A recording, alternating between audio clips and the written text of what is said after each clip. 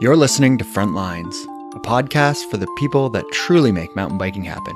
Not the riders, racers, or product designers, but the builders, advocates, and the often forgotten board members of your local mountain bike trail association.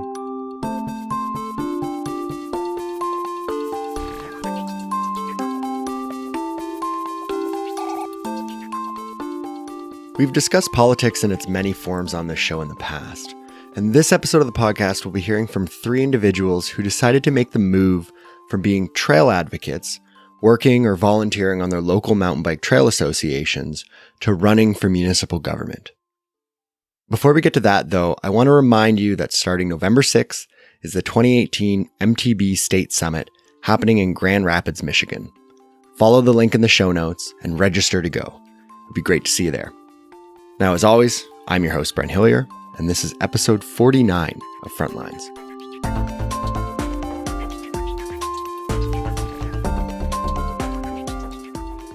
I'm joined by three guests, all of which can be described as trail advocates. They each play or have played an integral role in their local trail association, and each of them ran in the most recent municipal election in British Columbia, Canada on October 20th. I'd like to begin by introducing Janis Neufeld to the show. Janis is from Nakusp, BC, where she's part owner of the local bike shop, Sean's Bike and Ski, president of the Kootenay Adaptive Sports Alliance, and project manager of the Nakusp and Area Bike Society. Just recently, she was elected to City Council. Hi, Janis. Welcome to the show. Hi, Brent. Thank you for having me. Yeah, thanks for joining us.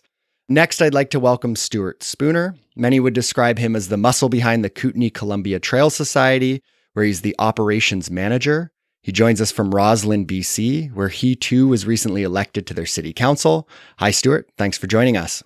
Hi, Brent. Thanks. And next we have Jeff Cooke, former president of the Squamish Off-Road Cycling Association. Jeff was running for the position of mayor in Squamish and came a very close second to former councillor Karen Elliott. Hey, Jeff, welcome to the podcast. Thanks.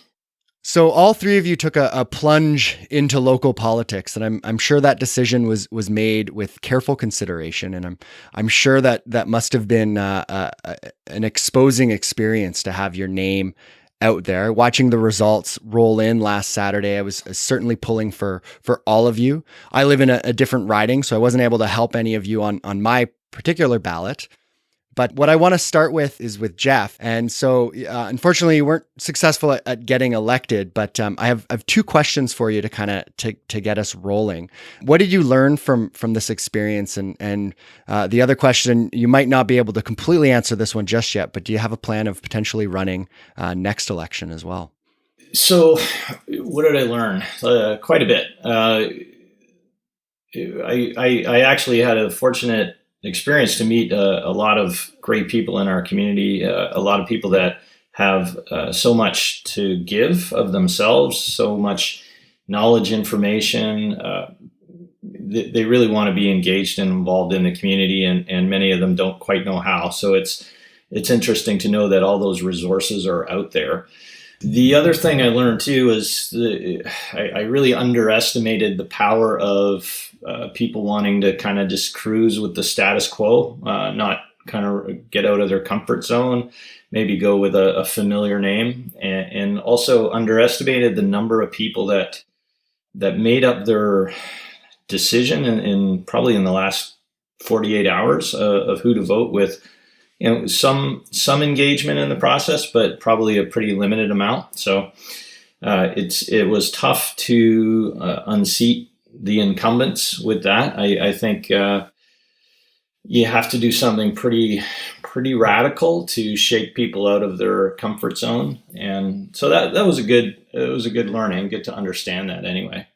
As far as next 4 years, yeah, we'll see. And kind of going into it, my goal was never to be mayor just to win and to be mayor. It was always, how can we best help the community and how can we, give back? And if Mayor Elliott now, who's in there, if she does a great job over the next 4 years, then I'm happy with that. And I'd be happy to support her continuing on. But if things, are another 4 years and nothing changes, then I will likely do something to either run myself or support someone else that I think is a good candidate. Awesome. Now, Janis and Stewart, what's the future looking for both of you now that you have new jobs? Well, this is in Nakusp anyways, getting a seat on council.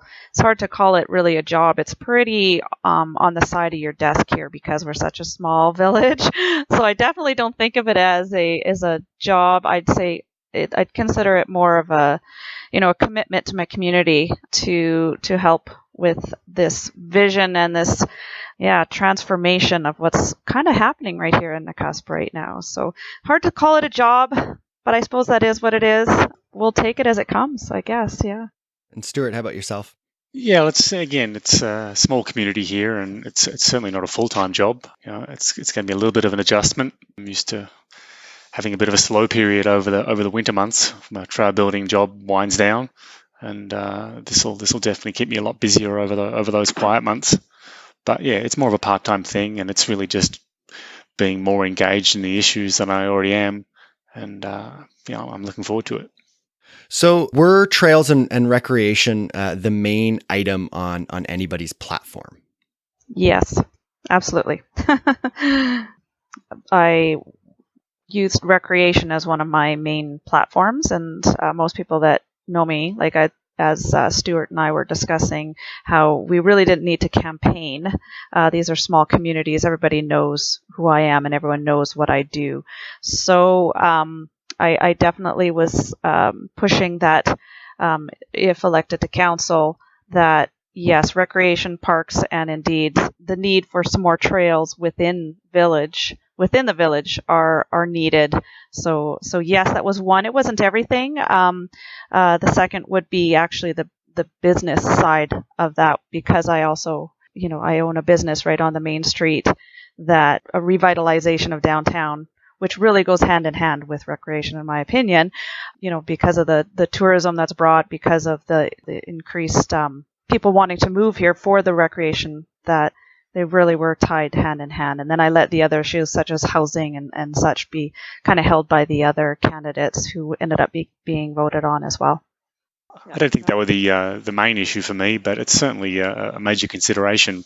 Our community's gone through a review of recreation in general, and trails is a part of that mix. And I think I bring my experience to considering recreation issues, and that's certainly part of my appeal, I think, to voters. Jeff, what about yourself in Squamish? Because I had been so tightly tied with Sorka for so long, it was actually important to almost distance myself in a way from it, because the immediate impression for people was, he's just going to be all about mountain bikes. When in fact, I think the most important issues facing Squamish have to do a lot with the extremely rapid pace of residential development and the lack of jobs getting created here. So that was my main focus.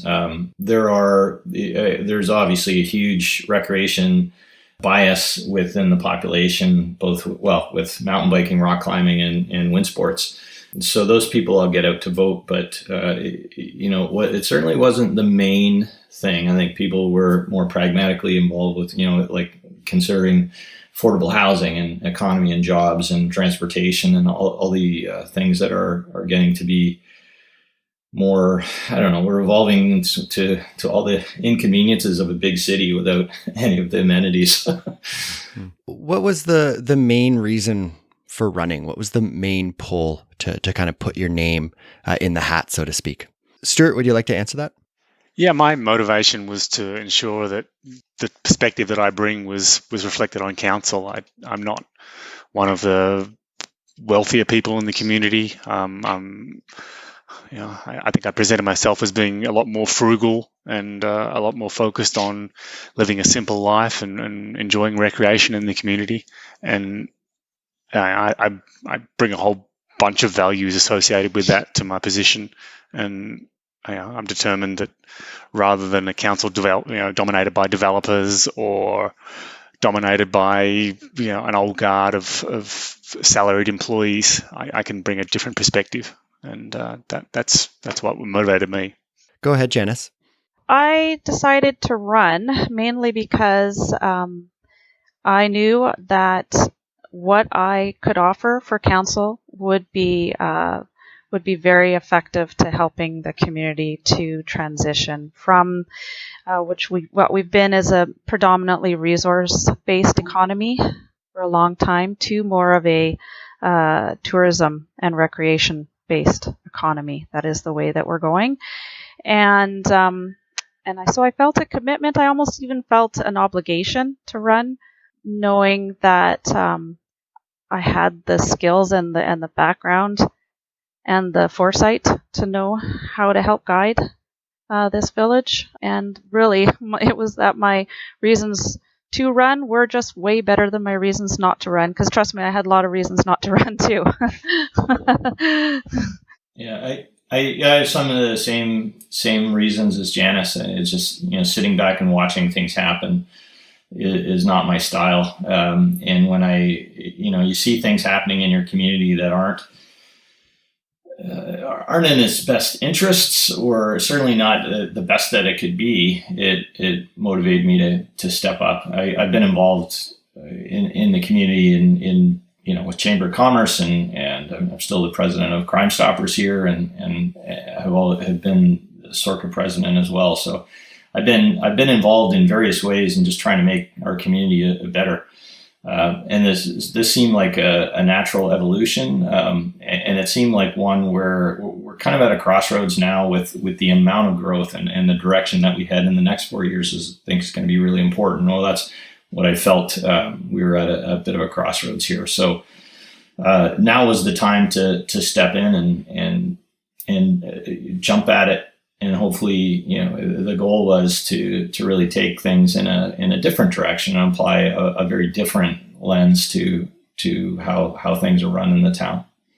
What about your past experience as a trail advocate made you want to run, or made you feel like you'd be the right person for the job?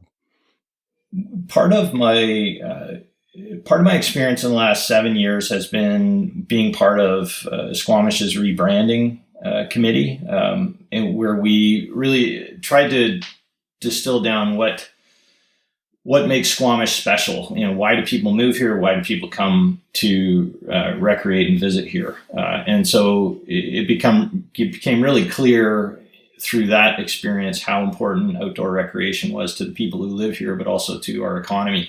And I was quite involved with the Western Canadian Mountain Bike Associations or Tourism Associations economic impact study, and we actually did our own economic impact study here for mountain biking specifically, and you see how critically important that is for our local economy and how much value and wealth our trail network as a huge asset brings.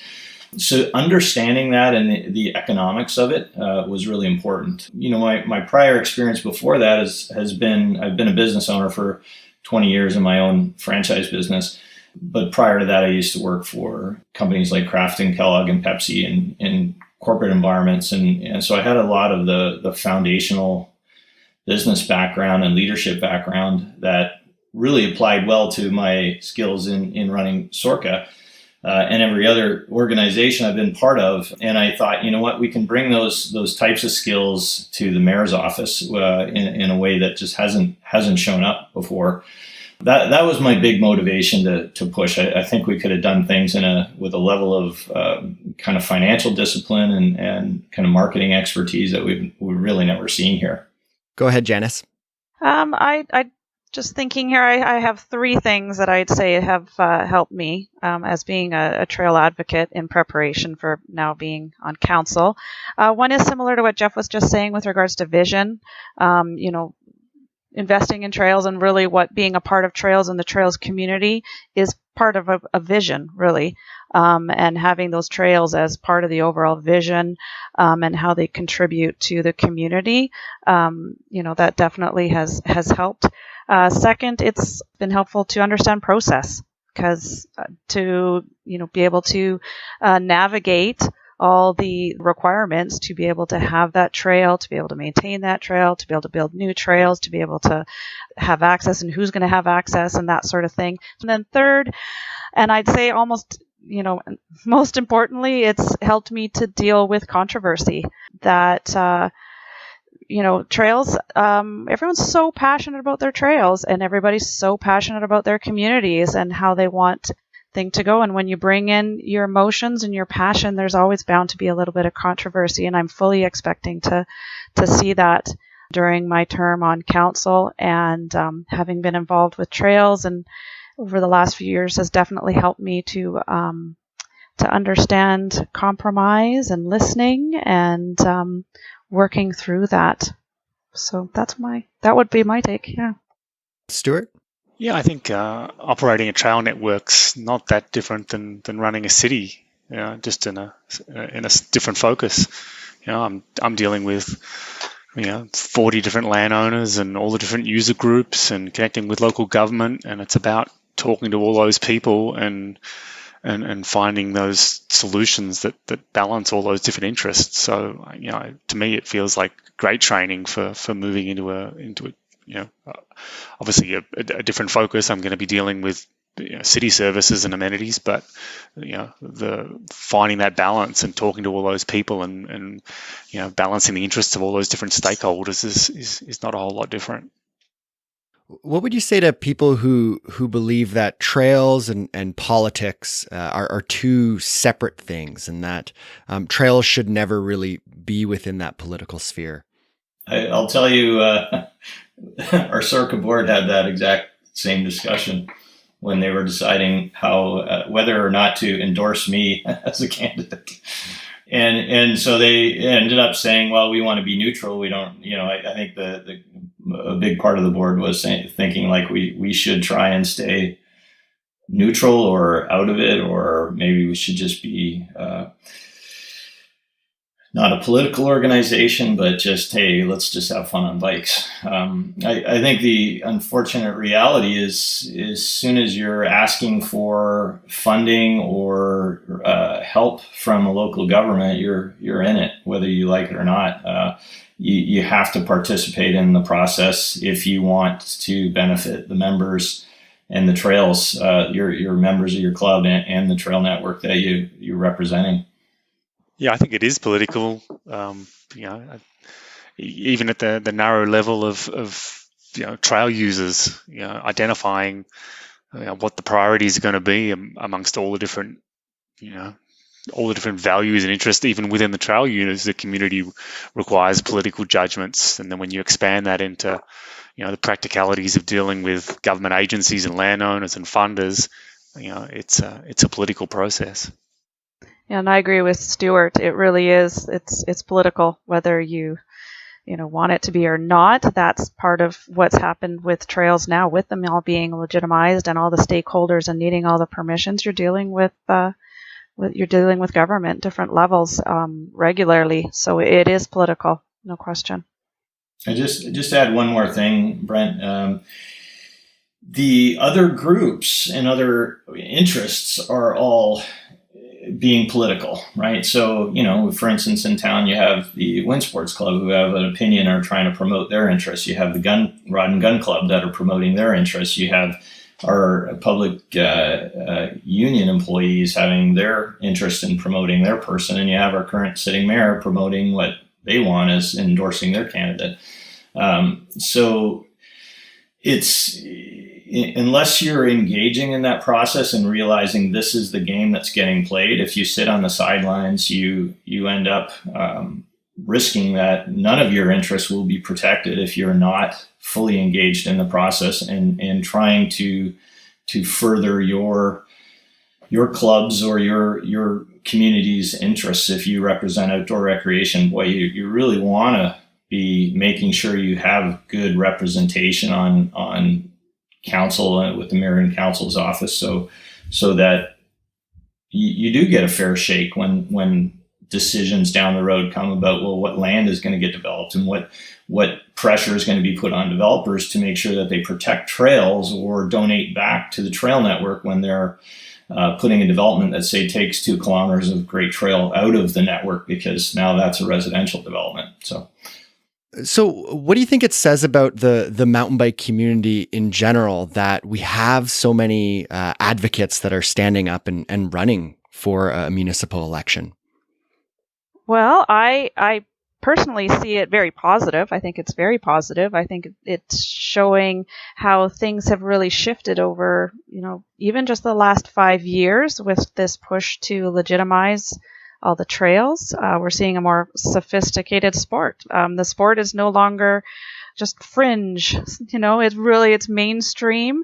So all these mainstream people are involved in the sport. So you're going to see more that mainstream also going to be entering into the political realm. So I think it's a really positive shift for the sport. I mean, it's still a relatively young sport, but to see, that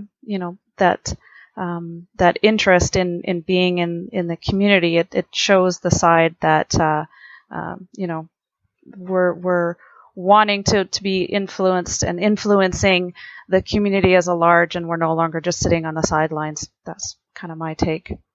Yeah, I used to find, I know in Squamish, probably 15 years ago when they went through the war in the woods to save Powerhouse Plunge, and politicians' attitudes towards mountain biking was completely different than how it is now.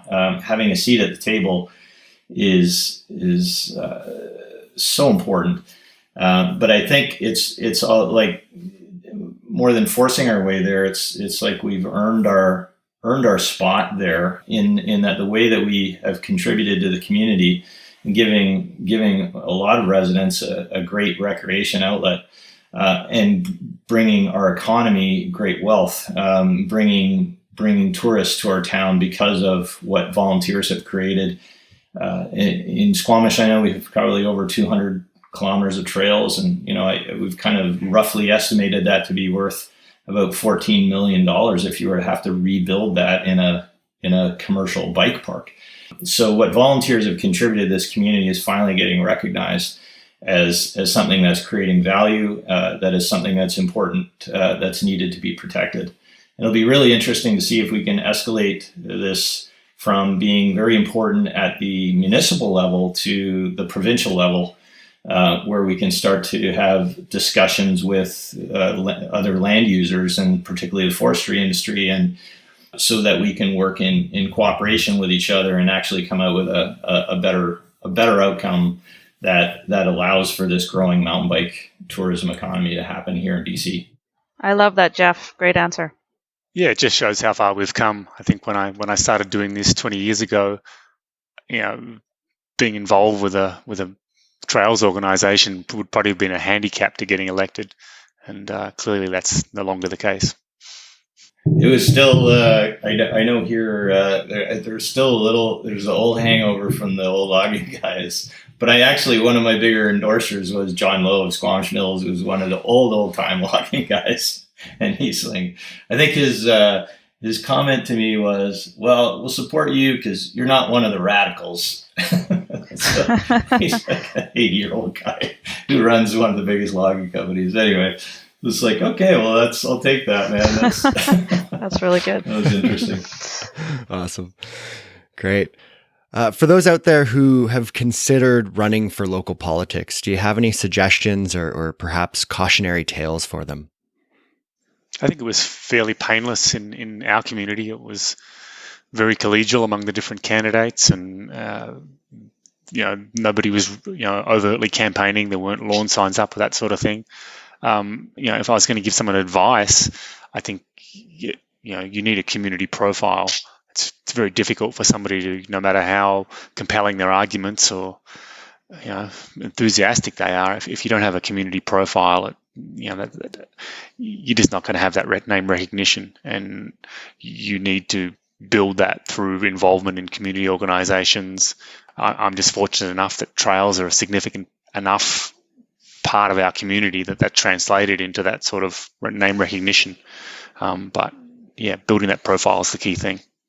Yeah, and I agree with Stewart. All 4 of the councillors in Nakusp that got elected all are, serving on different boards in the community, are volunteering for the community, were well known in advance. The campaigning and the forums and such were really minor. I think for the most part, most people had made up their minds of who they were going to be voting for just based on their current contributions and previous contributions to the community. Yeah, I agree with both Stewart and Janis. Just being involved in the community, showing that you're someone that already is willing to give back and take care and be a steward of your community is a huge step forward. But it does help people know your name, so that even if they're not terribly involved in politics, at least you're a name that they recognize, which is a big advantage. Well, I just want to say thank you to all three of you for taking the time and chatting about this and for sharing. I also want to say congratulations to all three, no matter the result. I'm sure it was a long road that was busy and you made it out the other end. So congratulations for that as well. Thanks, Brent. Thanks, Brent. All right. Thanks, Brent.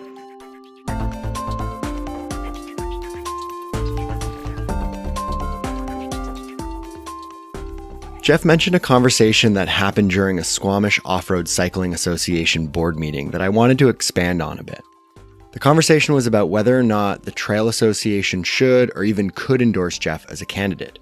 This is something that every group needs to be careful of, and there's certain restrictions on endorsing political candidates, and it revolves around your charity status. I know in British Columbia, and it's probably similar in other provinces across Canada, that if you're a registered charity, you can't endorse a specific candidate. As a nonprofit, you might have some wiggle room, but it's best to stay neutral. This actually relates to a conversation I had back in episode 12 with Vernon Huffman, president of Access for Bikes. In the United States, if you're a 501c3, then you're not able to endorse specific candidates. And that's why Access for Bikes is a 527 instead. The challenge, though, is that donations aren't eligible for tax receipts. Now, since that episode, there's been the creation of the Access for Bikes Foundation, which is a 501c3, and that supports the 527 organization, Access for Bikes, but they're two different organizations. Now, even if your organization can't endorse a specific candidate, that doesn't mean you can't play an active role in an upcoming election. Here's Cooper Quinn, past guest and vice president of the North Shore Mountain Bike Association, to explain. What we at the North Shore Mountain Bike Association chose to do was an all candidates survey. Basically, what we did was we sent out a small survey of questions to all of the candidates for mayor and council in the District of North Vancouver, compiled those answers and comments we received back, and to those who chose to respond, and sent those responses out to our members, our mailing list, and shared on social media. This was important to us. Ultimately, the District of North Vancouver, a huge amount of the trails that we build and maintain are on their land, and they provide roughly a quarter of our funding on an annual basis. We chose this route for a couple of reasons. Number one was we're a registered not-for-profit charity, which means here in Canada, we're strictly forbidden from anything that can be construed as electioneering, i.e. we can't back specific candidates or parties in any way. What we can do is distribute information on all candidates. And number two, politics is complex. Ultimately, mountain biking, trails, and outdoor recreation weren't strong election issues in our municipality, and nor really should they have been. Housing, transportation, and other issues really took center stage as far more important problems. And backing specific candidates, even if we could, would potentially upset or alienate parts of our membership who may disagree with other parts of those candidates' platform. So we just wanted to provide another possible differentiating factor for voters, as well as make candidates who are now mayor and council-elect more aware of us as an organization. So I'd recommend to other organizations they think about how local, regional, and potentially even national politics shape their work, their trails, and their funding, and how to carefully get involved if you aren't already. If you're a smaller recreation-focused town like Squamish, BC, maybe you host your own all-candidates meeting or debate. Or if you're a small organization working to get a bike park built in your neighborhood in a major metropolitan area, engage with your local elected officials, engage with your community of voters, and get them to buy in and drive that discussion with the politicians. Keep in mind, this doesn't have to happen just in the run-up to an election. Politicians are always thinking about the next cycle, and that community is a community of voters. Thanks, Cooper, and I'll include a link to that survey in the show notes as well. Once again, a reminder that the 2018 MTB State Summit happening in Grand Rapids, Michigan kicks off November 6th. Registration is still open. It'll be great to see you there.